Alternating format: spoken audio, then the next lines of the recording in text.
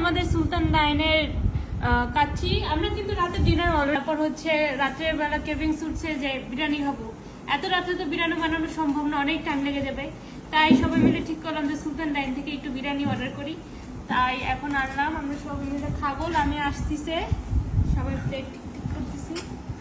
ওদের বিরিয়ানি 1:3 আনছি, কিন্তু 5 জনের জন্য ইনাফ কোয়ান্টিটি থাকে। সুলতান ডাইনের বিরিয়ানির একটা জিনিস ভালো হচ্ছে যে মনে করেন ওদের খাবারের মান ভালো। কুত্তা দেয় না কি দেয় এটা জানি না, কুত্তা দেয় না কি জানি না। এটা বললে তো খারাপ। লামিয়া কই? লামিয়া গোসল করে।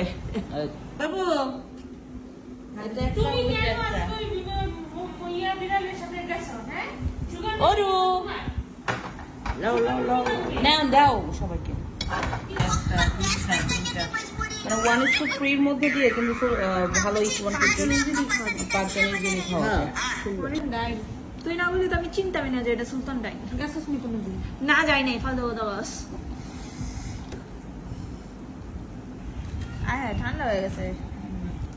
লেট করে আইলা তুই দিস। এমনি তো রাইতে ভাত খেতে মন চায় না আমার।